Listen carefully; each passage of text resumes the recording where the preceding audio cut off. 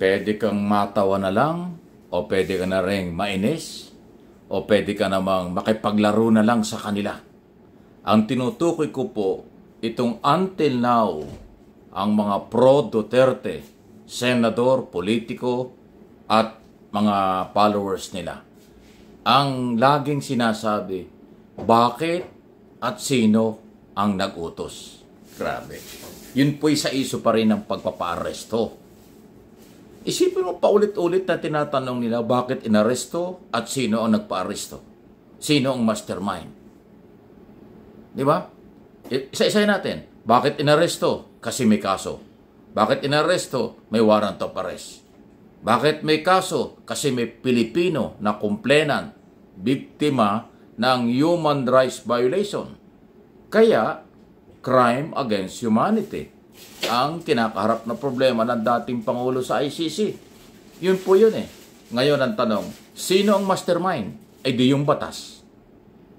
Ang batas ang mastermind. Yung korte na nag-issue ng warrant of arrest. Sino nagpatupad ng warrant of arrest? Interpol. Sino ang Interpol?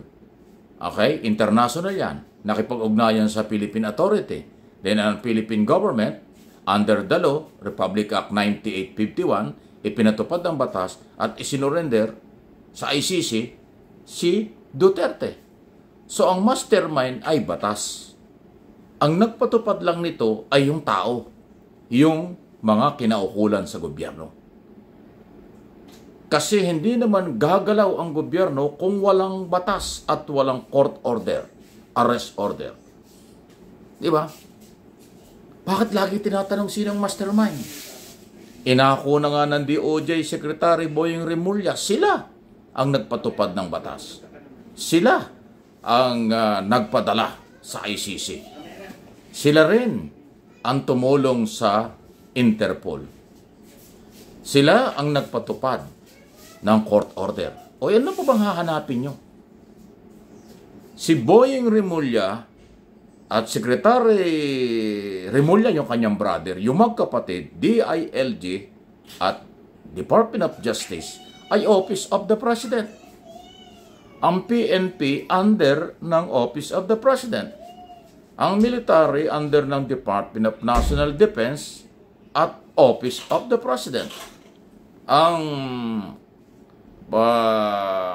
Villamor Air Base ay headquarters ng Air Force Office of the President. Katunayan dun mismo sa lounge, VIP lounge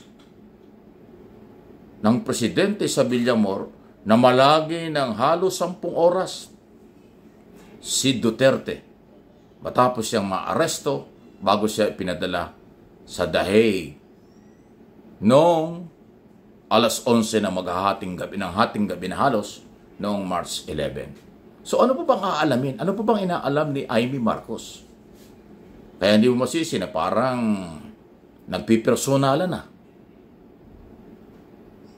Okay? Bakit? Ano ba ang pananagutan sa batas ng gobyerno doon sa kanilang ginawang pagpapatupad ng batas? Ano ang kasalanan ng magkapatid na Remulla at PNP at military sa pagkakahuli at pagpapadala sa ICC? Siguro yun ang dapat ilabas ni Amy kung meron siyang nakikitang mga kasong kakailanganin. Kasi paulit-ulit na lang tinatanong, bakit nyo ibinigay, bakit nyo pinadala, bakit nyo hinuli, sino ang mastermind? Di ba? Parang sirang plakang paulit-ulit na lang eh.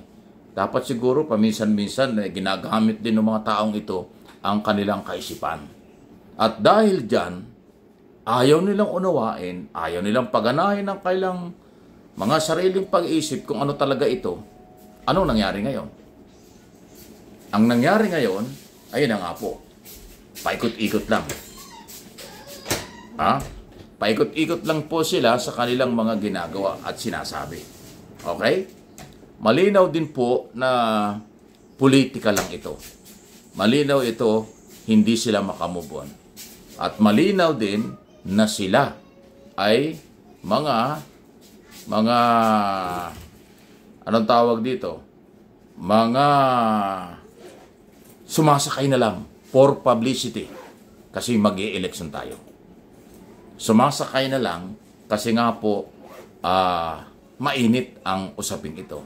Pero kung ang kapalit at inaasahan nila ay paglaya, makakalaya, makakauwi, ay malabo pa yan sa sabaw ng pusit.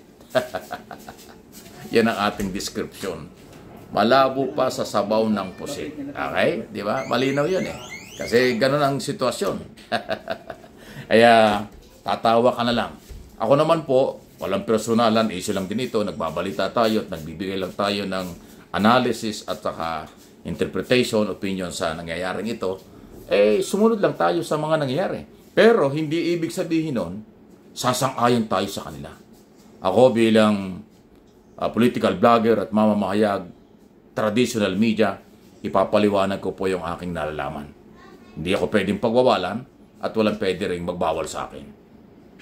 At sa ngayon, ang aking tingin sa nangyayaring ito, for publicity, for re-election, at saka po baka may pamimersonal na rin kasi hindi sila makamove on. Or ang pinakahuli ay talagang baka paninira na ang gusto nilang gawin. Ngayon, kung talagang in aid of legislation, o hindi pa ba sapat ang 2 hearing, 3 hearing para gumawa ng proposed bill, palagay ko, enough na yon. Ngayon, kung masusundan pa ito, tapos gano'n naman ang topic, yan, para sa inyo. Kaya, tayo po mga Pilipino na gumagasto sa bawat hearing, tayo mga Pilipino nagpapasweldo sa kanila, mga Pilipino sa buong Pilipinas at mga OFW at mga Pilipino sa abroad, may karapatan po kayo magsalita, mag-comment sa mga isyong ito. Basta nasa tamang direksyon lang ng pagpapaliwanag. Okay? Huwag tayong manahimik sa katotohanan, para sa katotohanan. Huwag nating konsintihin yung mga pansarili ang galaw. Huwag din nating suportahan ang mga nanlilito or ginagawa at ginagamit ang kapangyarihan para sa kanilang mga interes lamang. Di ba?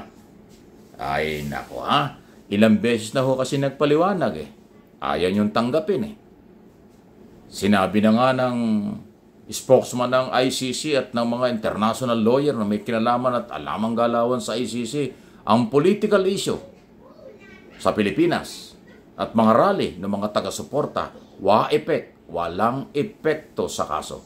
Walang epekto para makalaya si Duterte. Wala ring epekto para ma-dismiss ang kaso. Wala ring epekto para hindi ituloy ng ICC judges ang paglilitis. Please like and share ng video.